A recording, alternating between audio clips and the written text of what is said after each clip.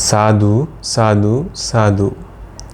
අද මේ උතුම් සද්ධර්ම දේශනා වෙනුවෙන් දායකත්වය ලබාගෙන කටයුතු කරන ලබන්නේ අද දින උපන්දින සමරන ඊශ්‍රායලයේ විදේශ සේවයේ නියුතු මල්කා සිරිවර්ධන මහත්මිය විසිනි.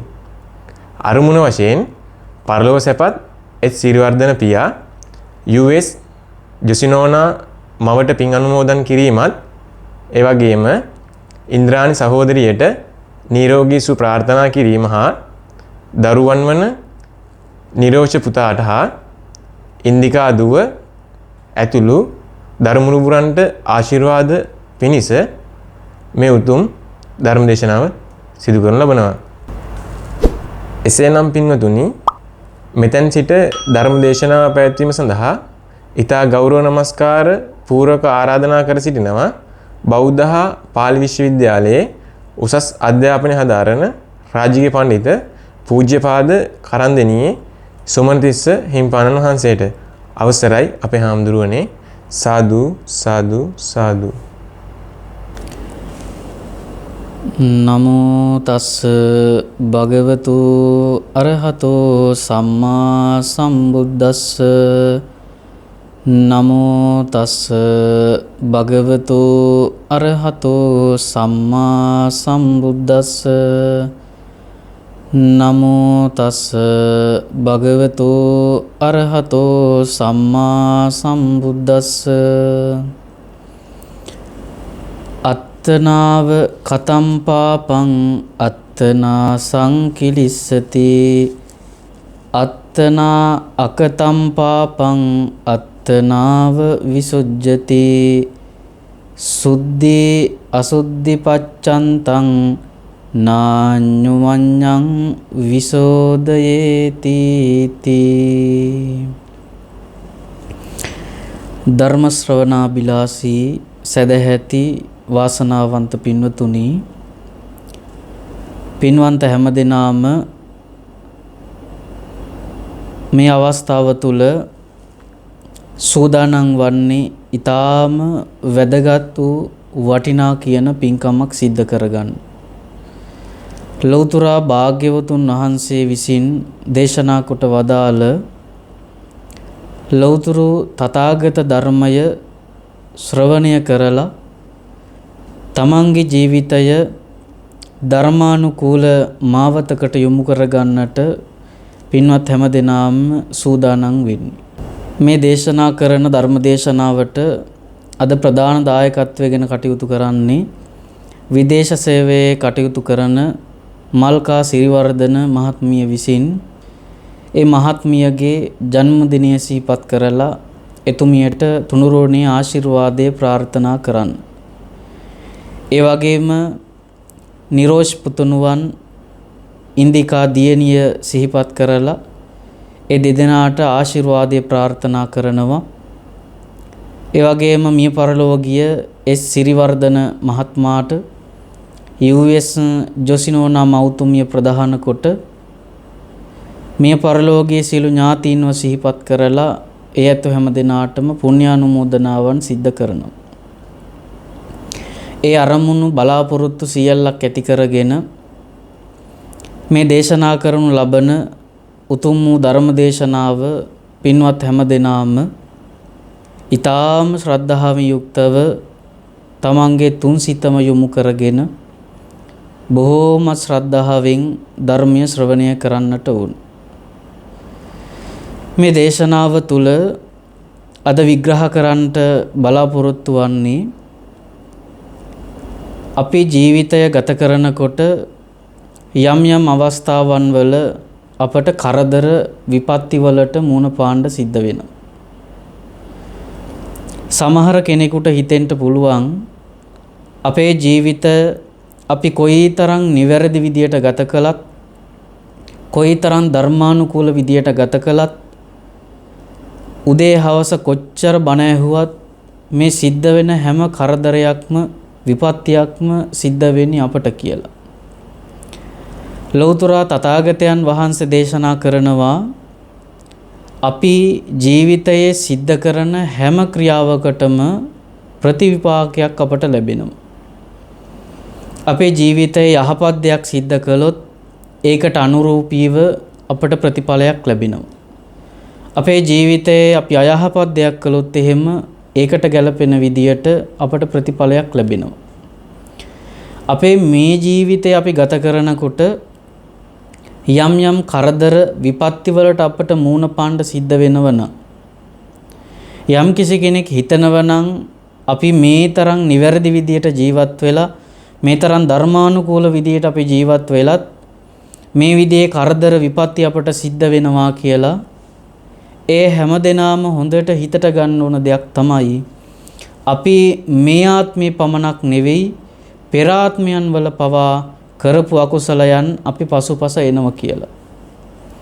අපි අහලා තියෙනවා අපේ ලෞතර භාග්‍යවතුන් වහන්සේටත් පෙර ආත්මයන් වල සිදු කරනු ලැබූ යම් යම් අකුසල කර්මයන් උන්වහන්සේට බුද්ධත්වයට පත් වෙලත් බලපෑව කියලා.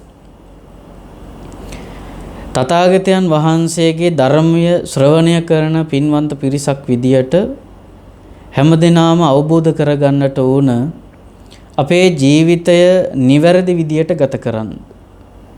යම් කර්මයක් සිද්ධ වෙන්න තියෙනවා නම් ඒ සිද්ධ වෙන්න තියෙන කර්මය වළක්වා ගන්නට තථාගතයන් වහන්සේගේ ධර්මයෙන් අපට මාර්ගය පෙන්වලා දීලා තියෙනවා. ඒ නිවැරදි මාර්ගය අපි අවබෝධ කරගෙන උන්වහන්සේගේ ධර්මයට අනුව අපේ ජීවිතය ගත කරන්නේ කොහොමද කියන වග මේ දේශනාව තුළින් අපි සාකච්ඡා කරනවා. මේ කර්මය පිළිබඳව පැහැදිලි කරනකොට ඊටාම් අපූර්ව කතාවක් මට සිහිපත් වුණා. ඒ තමයි අපේ සම්බුද්ධ ශාසනයේ වැඩ ඉඳපු මහා රහතන් වහන්සේ නමක් පිළිබඳව. අපේ සම්බුද්ධ ශාසනයේ වැඩ හිටියා ජම්බුක කියලා මහරහතන් වහන්සේ නමක්. උන්වහන්සේ සාරාසංකේය කල්ප ලක්ෂයක් පුරාවටම පාරමී ධර්මයන් පුරාගෙන ඉනවා. පින්වතුනි, අපි මේ ගත කරන ජීවිතය ඔබ අපි හැමදෙනාම අනාගතයේ යම්කිසි බුදු පසේ බුදු මහරහත් කියන උතුම් තත්වයන් වලට පත්වෙන්න පාරමිතා පුරණ ඇත්තෝ වෙන්න පුළුවන්. අපේ ජීවිතයේ ලැබෙන ජීවිතය අනුව අපට ලැබෙන කර්මය කර්මඵලය අනුව අපේ ජීවිතයේ කුසල අකුසලයන් ප්‍රභේද විදියට අපේ ජීවිතවලට ලැබෙනවා. සමහර කෙනෙක් ඊ타ත්ම බෝසත් කෙනෙක් විදියට පාරමිතා පුරාගෙන යනකොට ජීවිතයේ සිද්ධ වෙන යම් යම් ක්‍රියා නිසා ඒ ඇත්තන්ගේ ජීවිත බොහෝම අකුසලයන් පිරුණු ජීවිත බවට පත් වෙන්න පුළුවන්. සමහර ඇත්තෝ ඉන්නවා ඊ타ම ශ්‍රද්ධාවෙන් ස්වාමින් වහන්සේලා සමග කටයුතු කරනවා. උන්වහන්සේලාට දානමාන ආදී පින්කම් සිද්ධ කරනවා. බොහෝම ධාර්මික විදියට බොහොම යහපත් විදියට සමාජයේ ජීවිත ගත කරන ඇත්තෝ ඉන්නවා. ජීවිතයට පැමිණෙන යම් හෝ ක්‍රියාවක් මූලික කරගෙන ඒ ඇත්තෝ හැමදෙනාගේම ඒ යහපත් ජීවිතය ඒ ධාර්මික ජීවිතය එක මොහොතකින් නැති වෙලා යන්න පුළුවන්. ඒ මොකද පෙර සංසාරයේ කරපු කුසල කර්මයක් නිසා ඒ ඇත්තන්ගේ ජීවිත යහපත් තත්වයට පත් වෙනවා. නමුත් ඒ හා සමානවම කරන යම් කිසි අකුසලයක් නිසා අර කුසලය යටපත් වෙලා අකුසලය මතුවෙනවා. අන්න එතකොට ඒ ඇත්තෝ කාටවත් දන් දෙන්න හිතෙන්නේ නැහැ. සිල් රකින්න හිතෙන්නේ නැහැ. සමහර කෙනෙක් ඉන්නවා ස්වාමින් වහන්සේලා ළඟින් ඇසුරු කරනවා අර කුසලය යටපත් වෙලා අකුසලය බලවත් වෙනකොට පන්සලක් පේන්න බෑ. ස්වාමින් වහන්සේලා පේන්න බෑ. උන්වහන්සේලාගේ වැරදි අඩුපාඩු හොය තන තන විවේචනය කරන්න පටන් ගන්නවා. ඒ මොකක් නිසාද? අර කරගෙන ආපු කුසල ධර්මයන් යටපත් වෙනවා පෙර සංසාරයේ කරපු අකුසලයක් බලවත් වෙනකොට. අන්න ඒ විදියම යම් සිද්ධියක් වුණා මේ ජම්බුක කියන මහරහතන් වහන්සේට. උන්වහන්සේ පාරමිතා ධර්මයන් පූර්ණය කරනකොට මම මුලින් සිහිපත් කළා උන්වහන්සේ සාරාසංකේය කල්ප ලක්ෂයක් තරම් කාලයක් පෙරුම්දම් පුරාගෙන ආවා. බොහෝම ශ්‍රද්ධාවෙන් යුක්තව දන් දුන්නා, සිල් රැක්කා, බණ භාවනා කටයුතු කළා. ඒ පාරමිතා පුරාගෙන ඉන්න කාලයේ එක්තරා කාලයක මේ මනුස්ස ලෝකයේ උප්පත්තියටපත් වුණා අබුද්ධෝත්පාද කාලයක. අබුද්ධෝත්පාද කාලයක් කියලා කියන්නේ ලෞතර භාග්‍යවතුන් වහන්සේලා ලෝකයේ නැහැ. උන්වහන්සේ දේශනා කරපු තථාගත ධර්මය ලෝකයේ නැහැ. උන්වහන්සේගේ ශ්‍රාවක සංඝයා ලෝකයේ නැහැ. ශ්‍රාවක සංඝයා ලෝකයේ නැහැ කියලා කියන්නේ බොහෝ දෙනෙකුට බණ අහන්න තියෙන අවස්ථාව නැති වෙනවා. ඒ ධර්මය අහන්න අවස්ථාව නැහැ කියලා කියන්නේ ධර්මානුකූල ජීවිත ගත කරන ඇත්තු නැහැ. බොහෝම අධාර්මික විදියට ජීවිත ගත කරන ඇත්තු තමයි ඒ කාලේ වෙනකොට ඉන්නේ. නමුත් බුදුවරු ලෝකේ නැති කාලයක් කියලා කියන්නේ අන්න ඒ කාලයට තමයි පසේ බුදුරජාණන් වහන්සේලා ලෝකේ පහළ වෙන්නේ. පසේ බුදුරජාණන් වහන්සේලා ලෝකේ පහළ වුණාට ඔයත් අහලා තියෙනවා උන්වහන්සේලාට ධර්මය අවබෝධ කරගන්න ඥානයක් තිබුණට ධර්මය දේශනා කරන්නට උන්වහන්සේලාට පුළුවන් කමක් නැහැ. බොහෝම තමන්ගේ පාඩුවේ පිණ්ඩපාතේ කරගෙන තමන්ගේ බණ භාවනා කටයුතු වැඩි දියුණු කරගෙන පසේ බුදුරජාණන් වහන්සේලා හිමාලයේ කඳු වැටියට වෙලා තමන්ගේ ජීවිත ගත කරනවා.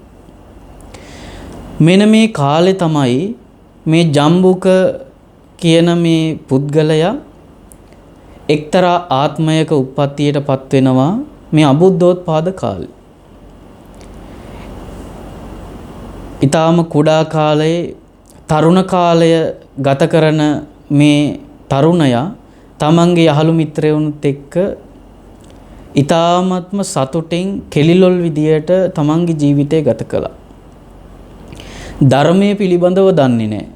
කර්මය කර්මඵලය පිළිබඳව විශ්වාසයක් නැහැ. ඒ පිළිබඳව අවබෝධයක් නැහැ. මොකද බුදුවරු ලෝකේ පහළ වෙලා නැති නිසා ඒ ඇත්තන්ට ධර්මය අහන්න අවස්ථාවක් නැහැ.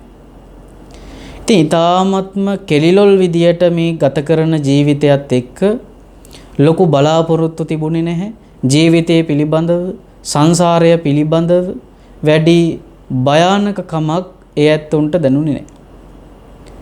දැන් මෙන්න මේ කාලයේ අර හිමාල කඳු වැටියේ භාවනා කරපු එක්තරා පසේ බුදුරජාණන් වහන්සේ නමක් මේ තරුණයන් පිරිස ඉඳපු ගමට වඩිනව පිණ්ඩපාතය සඳහා.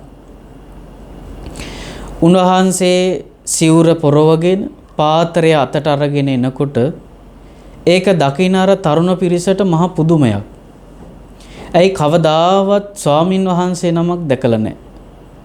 උන්වහන්සේලා පිණ්ඩපාතේ වඩිනව දැකලා නැහැ. දැන් උන්වහන්සේ පාත්‍රයත් අතට අරගෙන පිණ්ඩපාතේ වඩිනව දැක්කට පස්සේ මේක හරි පුදුම සහගත විහිළු සහගත දෙයක් බවට පත් වුණා. අර තරුණ පිරිස එකතු වෙලා අර ස්වාමින් වහන්සේට එක එක දේවල් කියන්න පටන් ගත්තා. විහිළු තහළු කරන්න පටන් ගත්තා. මහා අමුතු විදියට ඇඳුමකුත් ඇඳගෙන මුට්ටියක් වගේ දෙයකුත් අතේ තියාගෙන කොහේ යනවද දන්නේ නැහැ කියලා විහිළු කරන්න පටන් ගත්තා. ඒ විතරක් නෙවෙයි ඒ අසල තිබුණු අසූචි ගොඩක් අරගෙන අර පසේ බුදුරජාණන් වහන්සේගේ පාත්‍රය ඇතුළට දැම්මා. කර්මය පිළිබඳව කර්ම ඵලය පිළිබඳව කිසිම අවබෝධයක් නැතුව මහා අකුසල කර්මයක් සිද්ධ කළගත්තා. ඒ ආත්මයෙන්ම චුත වෙලා ගිහිල්ලා අවේචි මහා නරකාදියේ උප්පත්තියටපත් වුණා. බුද්ධාංකුරයක කාලයක් අපේ කාශ්‍යප බුදුරජාණන් වහන්සේ මේ ලෝකයේ පහළ වෙලා උන්වහන්සේගේ බුද්ධ ශාසනයත් පිරිහිලා යනකම් එතුමා අවේචි මහා නරකාදියේ දහ දුක් විඳා කියලා සඳහන් වෙනවා. ඒ විතරක් නෙවෙයි අපේ ලෞතර භාග්‍යවතුන් වහන්සේ මේ ලෝකයේ පහළ වුණාට පස්සේ දඹදිව එක්තරා සිටු පවුලක ඊ타ත්ම ධනවත් මිල මුදල් තියෙන යාන වාහන තියෙන සේවක සේවිකාවෝ ඉන්න ඊ타ත්ම ධනයෙන් ඉහළ නිවසක සිටු මාලිගයක උප්පත්තියටපත් වුණා. කොයිතරම් මිල මුදල් තිබුණත් පෙර කරපු අකුසලයන් අනිවාර්යයෙන්ම රැගෙන එනවා, ඒවා පරිසම්දෙනවාමයි. ඒ කුඩා දරුවගේ මෑණියෝ කොයිතරම් කිරි දෙන්න උත්සාහ ගත්තත් කිරි බොන්න කිසි කැමැත්තක් තිබුණේ නැහැ. කොයිතරම් කටට කිට්ටු කරලා කිරි පොවන්න හැදුවත් ඒ කිරි ටික කට දෙපැත්තෙන් එළියට දානවා. කොයිතරම් ආහාර වර්ග දෙන්න හැදුවත් ආහාරයට කිසි දෙයක් ආහාරයට ගන්නෙ නැහැ. නිතර ආහාරයට ගන්න ප්‍රිය කළ දෙයක් තමයි අසුචි කියලා කියන්නේ. අර ඒ කුඩා දරුවගේ අම්මා බලෙන් හරි යම් කිසි දෙයක් ආහාරයට දුන්නොත් එහෙම ඒ අසුචි වෙලා පිට වෙලා යනකොට ඒ අසුචි ටික තමයි ආහාරයට ගන්න. කොයිතරම් රසවත් විදියට ප්‍රණීත විදියට ආහාර පිළියෙල කරලා දුන්නත් ඒ කිසි දෙයක් ආහාරයට ගන්නෙ නැහැ. හොයා ගිහිල්ලා අසුචිමයි ආහාරයට ගන්න. දැන් සිටු පවුලක් කියලා කියන්නේ කොයිතරම්නම් මිල මුදල් තියෙනවද? ඉතින් ඇඳුම් පැළඳුම් වලින් කිසි දෙයක් අඩුපාඩුවක් තිබුණේ නැහැ. කොයිතරම් වටිනා කියන වස්ත්‍ර වලින් ඇඳුම් පිළියෙල කරලා ඇඳුවත් එක වස්ත්‍රයක්වත් ඇඟේ තියාගන්නේ නැහැ. හැම දෙයක්ම ඉරලා වීසි කරනවා. ඇයි? පෙර සංසාරේ ස්වාමීන් වහන්සේ පසේ බුදුරජාණන් වහන්සේ කෙනෙකුට උන්වහන්සේගේ චීවරයට නිගරු කළා. උන්වහන්සේ පිණ්ඩපාති වඩිනකොට පාත්‍රයට අසුචි දැම්මා. ඒ කරගනිපු අකුසලය විපාක දීමක් විදියට කොයිතරම් ප්‍රණීත ආහාර තිබුණත් ආහාරයට ගන්න බෑ. අසුචිමයි හොයා යන. කොයිතරම් වටිනා කියන ඇඳුම් පැළඳුම් ඇඳුවත් එක නූල් පටක්වත් ඇඟේ තියාගත්තේ නැහැ. ඒ සියල්ලක්ම ඉරලා කඩල වීසි කරලා නිර්වස්ත්‍රවමයි ඉන්නේ. දැන් මේ තරුණ කාලයටපත් වුණාට පස්සේ ඒ තරුණයාගේ සිටු මෑණිවත් සිටු පියතුමත් කල්පනා කරනවා මේක අපේ පවුලට ලොකු ගැටලුවක්, අපේ පරම්පරාවටම ලොකු නිග්‍රහයක්. ඒක නිසා මේකට මොකක් හරි පිළියමක් අපි ගන්න ඕන කියලා නිගණ්ඨාරාමයකට ගිහිල්ලා නැවතුවා. දැන් ඔය ඇත්තෝ දන්නවා නිගණ්ඨයෝ කියලා කියන්නේ නිර්වස්ත්‍රව ඉන්න පිරිසක්. හැබැයි නිගණ්ඨය කොයිතරම් නිර්වස්ත්‍රව හිටියත් නිගණ්ඨය හොඳට ආහාර පාන ගන්නවා. දැන් නිගණ්ඨාරාමයට ගිහිල්ලා දැම්මට පස්සේ නිගණ්ඨයෝ දානමාන ආදී පින්කම් වලට සම්බන්ධ වෙනවා. දැන් අපේ ස්වාමින් වහන්සේලා දාන පින්කම් වලට වඩිනවා වගේ නිගණ්ඨයොත් ඒ ආගම අදහන අයගේ දාන පින්කම් වලට යනවා. දැන් අර නිගණ්ඨ පිරිස කොච්චරවත් දානවලට ගියාට අර තරුණයා දානවලට යන්නේ නැහැ. මේක යන්නේ නැත්තේ මොකද කියලා හොයලා බලනකොට අර නිගණ්ඨ පිරිස දානවලට ගියාට පස්සේ ඒ නිගණ්ඨාරාමේ තියෙන වැසිකිළියට ගිහිල්ලා අසුචි අරගෙන කනවා. මේක අපට අපේ ආගමට ලොකු ගැටලුවක්, ලොකු කැලලක් කියලා අර නිගණ්ඨ පිරිස අර තරුණ නිගණ්ඨයව ආරාමයෙන් එලවලා දානවා. පාරක් ගානේ ගිහිල්ලා හැමතැනම අසුචි හොයා කනවා. නිර්වස්ත්‍රවමයි ඉන්නේ. එක ඇඳුම් නූල් පටක්වත් ඇඟේ තියාගන්නේ නැහැ. අසුචි හොයා කන නිසා මිනිස්සු හැම කෙනෙක්ම ගහලා පන්නනවා. කොහෙටවත් ගෙන්න ගන්න කිසි කෙනෙක් කැමති නැහැ.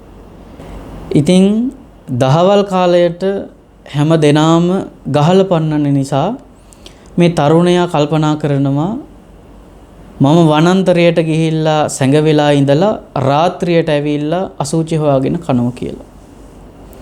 එක්තරා කන්දක තිබුණ විශාල ගහක්, මේ ගහ පුරාවටම විශාල වශයෙන් වැල් ගිහිල්ලා තිබුණා. මේ ගහට නැගලා ගහේ තිබුණු වැලකට නැගලා වැලේ එල්ලිලා තනි කකුලෙන් වැලේ ඉන්නවා.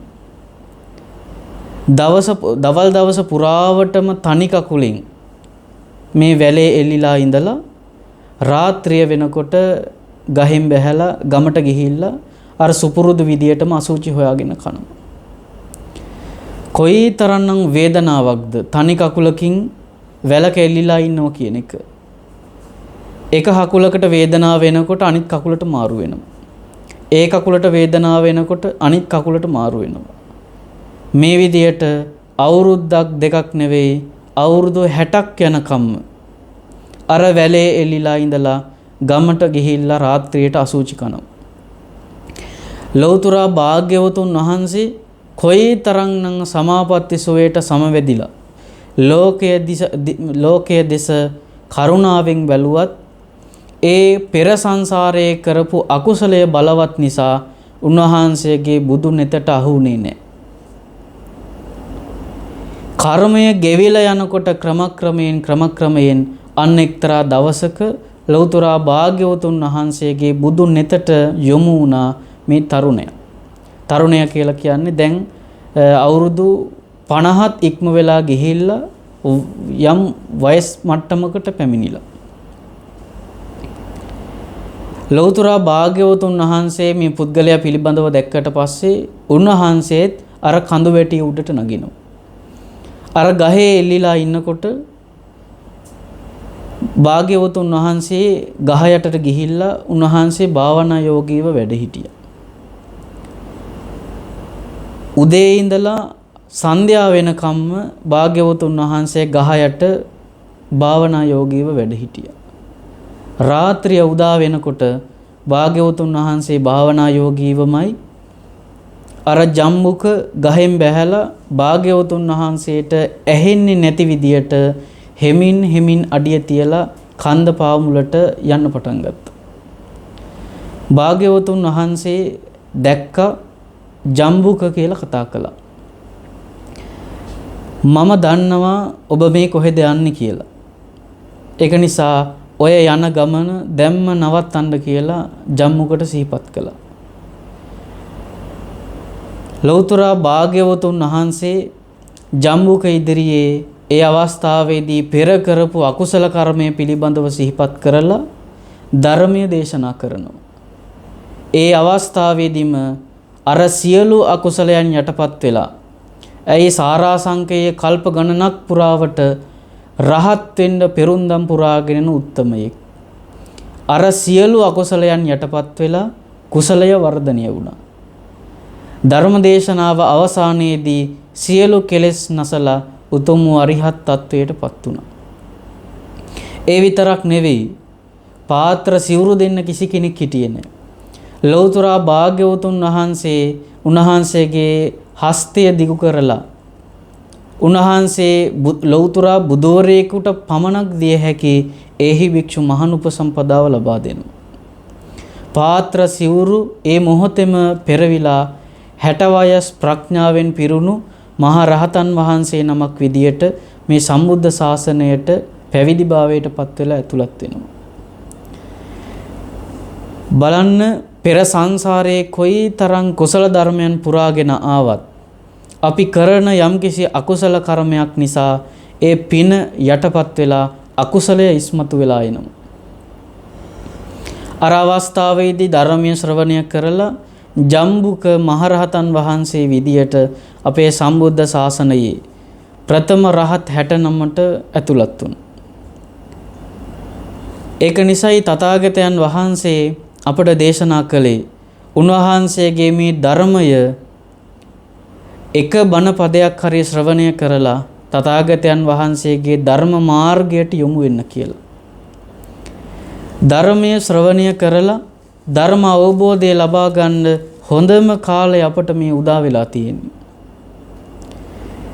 අපේ ලෞතර භාග්‍යවතුන් වහන්සේගේ සම්බුද්ධ ශාසනය ලෝකයේ පවතින්නේ අවුරුදු 5000ක කාලයක් විතරයි. ඒ අවුරුදු 5000 දැන් අවුරුදු 2500කට වැඩිය ගෙවිලා ගිහිල්ලා. තවත් භාගයකටත් අඩු ප්‍රමාණයක් තමයි අපට මේ ධර්මයේ ශ්‍රවණය කරන්නට අවස්ථාව තියෙන්නේ. සමහර බුදුරජාණන් වහන්සේලාගේ සම්බුද්ධ ශාසන අවුරුදු 30000 40000 ආයුෂ. අපේ තථාගතයන් වහන්සේගේ මේ සම්බුද්ධ ශාසනයේ සාමාන්‍ය මිනිස්සෙකුගේ ආයුෂ දැන් වර්තමාන වෙනකොට අවුරුදු 75ක් විතර. ඒ කෙටි කාලය තුල තමයි අපට මේ හැම ක්‍රියාවක්ම සිද්ධ කරන්න තියෙන්නේ. දැන් ගිහි ජීවිත ගත කරන ඔය ඇත්තෝ සියලු යුතුයකම් සිද්ධ කරන්න ඕන මේ කෙටි කාලය තුල. ඔය ඇත්තෝ විවාහ දිවියටපත් වෙන්න ඕන. තමන්ගේ දරුමුණු බුරු පිළිබඳව බලන්න ඕන. තමන්ගේ අම්මා තාත්තා පිළිබඳව බලන්න ඕන. තමන්ගේ ආගමට දහමට තමන්ගෙන් යුතුයකම් සියල්ල සිද්ධ කරන්න ඕන. ඒ සියල්ලක් කරලා තමන්ගේ ධාර්මික ජීවිතය ගත කරන්නට ධර්මානුකූල ජීවිතය ගත කරන්න ඒ කාලය යොමු කරගන්නත් ඕන මේ කෙටි කාලය තුලදී. ඒක නිසා අපට බොහෝ කාලයක් නැහැ. ඊටාම කෙටි කාලයක් තමන්ගේ රැකී ආරක්ෂා කටයුතු සිද්ධ කරන අතරතුර මේ විදියට තථාගතයන් වහන්සේගේ ධර්මයට මූලිකත්වය දීලා මේ විදිහේ ධර්ම දේශනාවක් හෝ ශ්‍රවණය කරලා තමන්ගේ ජීවිත සාර්ථක කරගන්න තියෙනවා. ඒක තමයි මේ සම්බුද්ධ ශාසනය තුල අපට ලබාගත හැකි ඊටාම වටිනා කියන අවස්ථාව බවට පත් වෙන්නේ. ඒක නිසා පින්වන්ත හැමදෙනාම පුළුවන් හැම අවස්ථාවකදීම ලෞතර තථාගතයන් වහන්සේගේ ධර්මයට මූලිකත්වය දෙන්න. උන්වහන්සේගේ එක බණ පදයක් හරි නිතර අහන්නට අවස්ථාව උදා කරගන්න. මොකද අපේ ජීවිත මේ අවස්ථාව තුළ මොන විදියට ගත කළත් පෙර සංසාරයේ මොන අකුසලයන් අපි කරලද කියලා කාටවත් කියන්න පුළුවන් කමක් නැහැ. ඒ අකුසලයන් කොයි වෙලාවෙ අපේ ජීවිතයට බලපාවිද කියන්න කාටවත් පුළුවන් කමක් නැහැ. කොයි තරම් යහපත් විදියට මේ ජීවිත ගත කළත් එක මොහොතකින් අපේ ජීවිත නැති වෙලා යන්න පුළුවන්. සමහර විට පාර යනකොට රියනුතරක් කියලා අපේ ජීවිත නැති වෙන්න පුළුවන්. නොසිතූ වෙලාවක පැමිණෙන මොකක් හෝ කර්මයක් පටිසන්ධීලා අපේ ජීවිත නැති වෙලා යන්න පුළුවන්. ඒ කොයි අවස්ථාවක අපේ ජීවිතයට මරණය කියන ධර්මතාවය යොමු වුණත් ඒකට සූදානම්ව අපේ ජීවිත අපි ගත කරන්නට ඕන. ඒකටයි ලෞතර භාග්‍යවතුන් වහන්සේගේ මේ ධර්මය මේ ලෝකයට අපට දේශනා කළේ. පින්වන්ත හැමදෙනාම ඒ කාරුණු සියල්ලක් අවබෝධ කරගෙන සිහිපත් කරගන්නට ඕන. අත්තනාව කතං පාපං, අපේ ජීවිත ගත කරන මේ හැම අවස්ථාවකදීම අපි සිහිපත් කරගන්නට ඕන. අත්තනාව කතං පාපං, අපේ ජීවිතය තුළ කරන හැම ක්‍රියාවකම අපට ප්‍රතිඵලයක් ලැබෙනවා. අපි යහපත් දෙයක් කළොත් එහෙම ඒකට අනුරූපීව අපට විපාකයක් ලැබෙනවා. අපි යහපත් දෙයක් කරොත් එහෙම ඒකට අනුරූපීව අපට යම් ප්‍රතිඵලයක් ලැබෙනවා. අපේ ජීවිත යහපත් තත්වයට පත් වෙන්නේ අයහපත් තත්වයට පත් වෙන්නේ අපි කරන ක්‍රියාව මූලික කරගෙන. ඒක නිසායි භාග්‍යවතුන් වහන්සේ දේශනා කළේ සුද්ධි අසුද්ධි පච්චන්නං නාඤ්ඤු මඤ්ඤං විසෝදීති. අපි මරණින් මත්තේ සුගතිගාමී තත්වයට පත් වුණත් දුගතිගාමී තත්වයට පත් වුණත් ඒ සියල්ලක්ම තීරණය වෙන්නේ අපි කරන ක්‍රියාව මත. ඒක වෙනස් කරන්න වෙන කාටවත් පුළුවන් කමක් නැහැ. තමන්ගේ ජීවිතයේ ගැලවුම් කාර්යය බවට පත් වෙන්නේ තමන්. ඒක අවබෝධ කරගෙන තමන්ගේ ජීවිත ඊ타ත්ම ධර්මානුකූල විදියට ගතකරන්න හැමදෙනාම උත්සාහවත් වෙන්නට ඕන. ඒකට ලොකු පිටුවහලක් බවට පත් වෙයි ඔය ඇත්තන්ට මේ කෙටි ධර්ම දේශනාව මේ අන්තර්ජාලය හරහා නිතින මාධ්‍ය ජාලය හරහා ඔය ඇත්තෝ හැමදිනාටම මේ ධර්ම දේශනාව ශ්‍රවණය කරන්නට මේ අවස්ථාව උදා කරලා දෙන්නට මේ දේශනාවට දායකත්වයෙන් කටයුතු කළේ විදේශ සේවයේ කටයුතු කරන ඒ මල්කා සිරිවර්ධන මහත්මිය. එතුමියගේ ජන්මදිනය සිහිපත් කරලා තුනුරුවනි ආශිර්වාදය ප්‍රාර්ථනා කරන්නට, ඒ වගේම මිය පරලෝකීය ඥාතින්ව සිහිපත් කරලා ඒ ඇතු හැම දිනාටම පුණ්‍ය අනුමෝදනාවන් කරන්න, සුජීවත්ව වාසය කරන තමන්ගේ දුවා දරුවෝ ඇතුළු ඒ සහෝදර පිරිසට ආශිර්වාදය ප්‍රාර්ථනා කරන්න කියන මේ අරමුණු සියල්ලක් සඵල කරගන්නට සිහිපත් කරගමු. ඊ타ම් ශ්‍රද්ධාවෙන් යුක්තව මේ ධර්ම දේශනාව ශ්‍රවණය කළා. ඒ තුලින් ඔයත් හැම දිනාගම ජීවිතවලට ළඟා කරගත්තා වූ උදාාරතර වූ කුසල ධර්මයන් හේතු කොටගෙන විශේෂයෙන්ම මේ දේශනාවට දායකත්වයෙන් කටයුතු කළ මල්කා සිරිවර්ධන මහත්මිය නමින් මිය පරලොව ගිය එස් සිරිවර්ධන පියතුමාට ඒ වගේම යූ.එස්. ජොසිනෝනා මෞතුමිය ප්‍රධාන කොට වර්ග පරම්පරානුගත සියලු ඥාතීන්ට පින් අනුමෝදන් වේවා.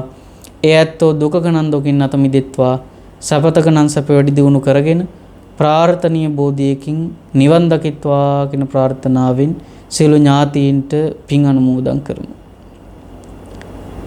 ඒ වගේම පින්වත් හැමදෙනාම අපිව මේ සම්බුද්ධ ශාසනය ලෝකේ ආරක්ෂා කරන සියලු දෙවියන්ටත් පින් අනුමෝදන් වේවා. දෙවියන් මේ පින් දෙක සන්තෝෂ භාවයට සතුටු භාවයට පත් වෙලා පින්වත් හැමදෙනාම සම්බුදු සසුන ආරක්ෂා කර දෙත්වා. දෙවියන්ද ප්‍රාර්ථනීය බෝධියකින් නිවන් දකිත්වා කියන ප්‍රාර්ථනාවෙන් දෙවියන්ට පින් අනුමෝදන් කරමු. ඒ වගේම පින්වත් හැමදෙනාගේම ජීවිතවලටත් මේ උතුම් පින්කම ආශිර්වාදයක් වේවා. මේ ධර්ම දේශනාවට දායකත්වයෙන් කටයුතු කරන මේ උතුමිය ප්‍රධාන කොට සීල දෙනාට මේ උතුම් පින්කම ආශිර්වාදයක් වේවා. මේ අන්තර්ජාලය හරහා ධර්ම දේශනාව ශ්‍රවණය කළ පින්වන්ත හැමදෙනාගේම ජීවිතවලටත් මේ උතුම් පින්කම ආශිර්වාදයක් වේවා. විශේෂයෙන්ම මේ නිරෝෂ පුතුණුවන් ඉන්දිකා දියණිය ඒ වගේම ඉන්ද්‍රාණි සහෝදරිය ඇතුළු සීල දෙනාට ආශිර්වාදය ප්‍රාර්ථනා කරනවා. ඒ හැමදෙනාම ප්‍රධාන කොට මේ ධර්ම දේශනාව ශ්‍රවණය කළ පින්වන්ත හැමදෙනාගේම ජීවිතවලට මේ උතුම් පින්කම ආශිර්වාදයක් වේවා. ජීවිතවලට බලපාලා තියෙන සීල රෝදුක් දුරු වේවා. කරන කින සීල කටයුතු සාර්ථක වේවා. අපි හැමදෙනාටම අවසානයේදී ප්‍රාර්ථනීය බෝධියකින් නිවන් අවබෝධ කරගන්නට මේ ක්‍රස් කරගත්තා වූ සීල කුසල ධර්මයන් හේතු වාසනා වේවා කියලා සාදු කියලා ප්‍රාර්ථනා කරමු.